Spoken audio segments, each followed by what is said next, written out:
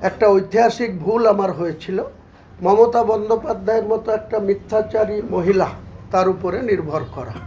December 2025 সোমবার আমি নতুনভাবে একটি বাংলার রাজনীতিতে উল্লেখযোগ্য ভূমিকা পালন করার জন্য জনতা উন্নয়ন পার্টি নামে পার্টি একটা লঞ্চ করেছি, যেখানে কমসে কম 2.5 লক্ষ মানুষের উপস্থিতিতে এটা করা হয়েছিল। বিভিন্নভাবে বিভিন্ন জনা বিভিন্ন রকম মন্তব্য করছে। আমার মেন টার্গেট ছিল এই পার্টির জন্মলগ্ন থেকেই আমার টার্গেট। বর্তমান যে সরকারটা রয়েছে বাংলায় মমতা বন্দ্যোপাধ্যায়ের নেতৃত্বে, মামাটি মানুষের নেত্রী বলেন তিনি, কার্যক্ষেত্রে আমরা লক্ষ্য করছি বিভিন্ন ক্ষেত্রে পক্ষপাতমূলক আচরণ এবং দুর্নীতিতে ডুবে গেছে এই সরকারটা। তাই বাংলাকে বাঁচানোর জন্য যে সমস্ত রাজনৈতিক দলগুলি আছে, মার্ক্সবাদী কমিউনিস্ট পার্টি, সারা জীবন যাদের বিরুদ্ধে আমরা রাজনীতি করেছিলাম, জাতীয় কংগ্রেস করেছিলাম 1982 থেকে 2012, আমি একটানা 30 বছর জাতীয় কংগ্রেস করেছি। আপনারা সবাই অবগত আছেন যে 1977 সালে তৎকালীন সিদ্ধার্থ শঙ্কর রায়ের কংগ্রেস জামানাকে পরাস্ত করে প্রায় প্রমোদ দাশগুপ্ত এবং জ্যোতিবাবুদের নেতৃত্বে বাংলায় একটি সরকার নির্বাচিত হয়েছিল, যারা প্রায় 34 বছর 34.5 বছর বাংলার শাসন করেছে। সেসব ছেড়ে দেন ইতিহাস। পরবর্তীকালে পরিবর্তিত সরকারের নেতৃত্ব দেওয়ার জন্য বাংলার মানুষ মমতা বন্দ্যোপাধ্যায়ের উপরে আস্থা রেখেছিলেন, ভরসা রেখেছিলেন। তিনাকে 3বার বাংলার মুখ্যমন্ত্রী করেছেন। কিন্তু আজকের দিনে বাংলার মানুষ কি পেয়েছে? শুধু খেলা মেলা আর কিছু উপঢৌকন আর মন্দির, পরিশেষে হুমায়ুন কবির মসজিদ। এই তো হচ্ছে বাংলার রাজনীতির মূল আকর্ষণ হয়ে গেছে। একদিকে আজকেও মুখ্যমন্ত্রী শিলিগুড়িতে গিয়ে মহাকালী মন্দিরের উদ্বোধন করছে। এর আগে আপনারা দেখেছেন যে জগন্নাথ ধাম হয়েছে, তারপরে নিউ টাউন রাজারহাটের ইকো পার্কের কাছে দুর্গায়ন করেছেন। আমার মেন বিষয় হচ্ছে যে আমরা যখন গণতান্ত্রিকভাবে, আমি নিজে হুমায়ুন কবির এদের বিভিন্ন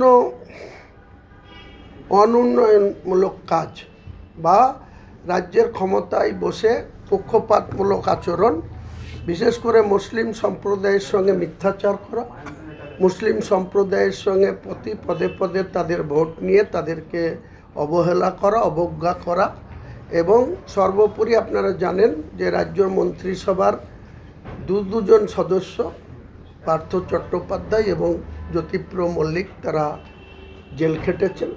আরও 2জন বিধায়ক, রাজ্যের প্রাইমারি কাউন্সিলের চেয়ারম্যান মানিক ভট্টাচার্য এবং বর্তমানে এখনও বড়ুয়ার বিধানসভার সদস্য তৃণমূলের জীবন কৃষ্ণ সাহা জেল কাস্টডিতে আছে।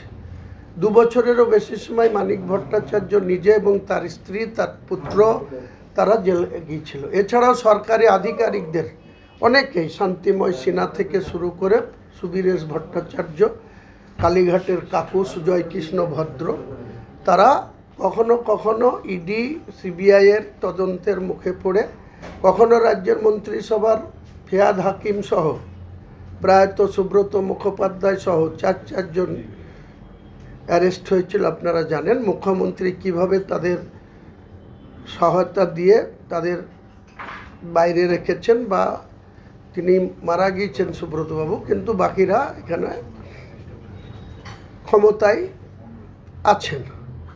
সার্বিকভাবে যখন আমি একটি রাজনৈতিক দল খুলেছি, যে তৃণমূল কংগ্রেস আমাকে কোনো গুরুত্বই দিচ্ছিল না, 1 বছর ধরে আমার কোনো কথাই কর্ণপাত করছিল না, আজকে মুর্শিদাবাদের রাজনীতি থেকে, মুর্শিদাবাদের যে রাজনৈতিক ইতিহাস, বাংলা, বিহার, উড়িষ্যা পরিচালিত হতো মুর্শিদাবাদ থেকে। মুর্শিদকুলি খাঁ থেকে শুরু করে শেষ নবাব সিরাজউদ্দৌলা, সেই সময় লর্ড ক্লাইভ এবং একজন মির্জাফর বলে একজন ব্যক্তি, যার তৎপরতায়, লর্ড ক্লাইভদের সহযোগিতায় আমার বাড়ি থেকে 15 কিলোমিটার দূরে পলাশির প্রান্ত থেকে 1757 খ্রিস্টাব্দে যখন ঘেসিটি বেগম এবং সিরাজদৌল্লাকে নৌকাপথে তিনি পলায়ন করছিলেন, সেখান থেকে তাদের নিয়ে যায়।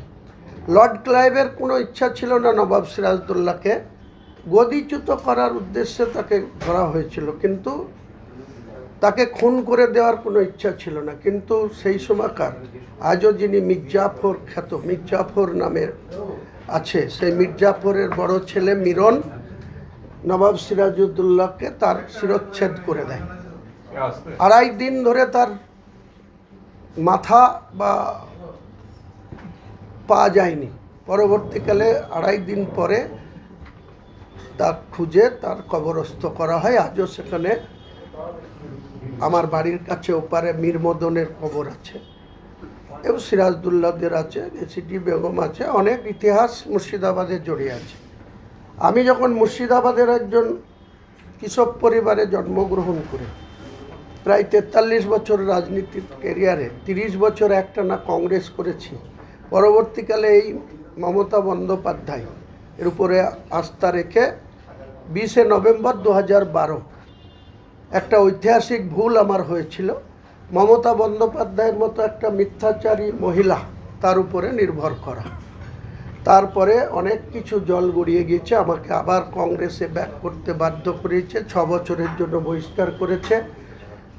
25শে ফেব্রুয়ারি 2015 এই পার্থ চট্টোপাধ্যায়, যিনি দুর্নীতির দায়ে অর্পিতার কাছে 51 কোটি টাকার পাওয়া এবং তার গোল্ড পাওয়া দায়ে যিনি 3 বছর জেল খেটেছেন, তিনি ক্ষমতার অপব্যবহার করে আমাকে বিনা নোটিশে আমার প্রতি 25শে ফেব্রুয়ারি 2015 আমাকে 6 বছরের জন্য বহিষ্কার করে।